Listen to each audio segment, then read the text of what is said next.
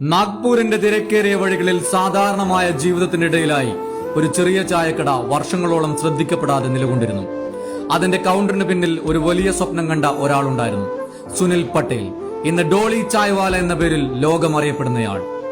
ഡോളിയുടെ ജീവിതം പ്രിവിലേജുകൾ നിറഞ്ഞതായിരുന്നില്ല. അദ്ദേഹം പ്രശസ്ത സ്കൂളുകളിൽ പഠിച്ചില്ല, അല്ലെങ്കിൽ കോടികളുള്ള ഒരു കുടുംബത്തിൽ ജനിച്ചതുമല്ല. എന്നാൽ അദ്ദേഹത്തിനുണ്ടായിരുന്നത് അസാധാരണമായ ഉത്സാഹവും ഒരു ചെറിയ കാര്യത്തിൽ പോലും വ്യത്യസ്തത സൃഷ്ടിക്കാനുള്ള പ്രയത്നവുമായിരുന്നു.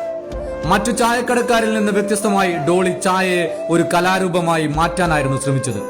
സ്റ്റൈലിഷ് വേഷങ്ങൾ, സ്വർണ്ണ ചെയിനുകൾ, വലിയ കണ്ണട ഇവയൊക്കെ അണിഞ്ഞ് സിനിമാ താരം രജനികാന്തിനെ പോലെ അവിശ്വസനീയമായ രീതിയിൽ ചായ ഒഴിച്ച് നൽകുന്നതിലായിരുന്നു അദ്ദേഹത്തിന്റെ പ്രത്യേകത.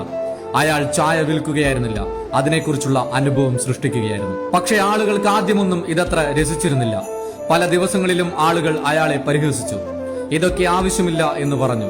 അവന്റെ ശ്രമങ്ങളെ വില കുറച്ച് കണ്ടു. എന്നിരുന്നാലും അവൻ അവസാനിപ്പിച്ചില്ല. ഓരോ കപ്പ് ചായയിലും തന്റെ സ്വപ്നങ്ങൾ നിറയ്ക്കാനായിരുന്നു അദ്ദേഹം ശ്രമിച്ചത്.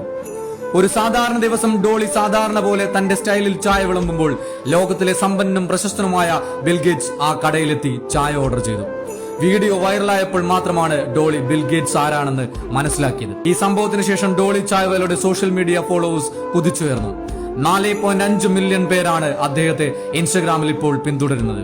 കൂടാതെ രാജ്യാന്തര തലത്തിൽ ഈവന്റുകളിൽ പ്രത്യക്ഷപ്പെടാനും അദ്ദേഹത്തിന് അവസരം ലഭിച്ചു.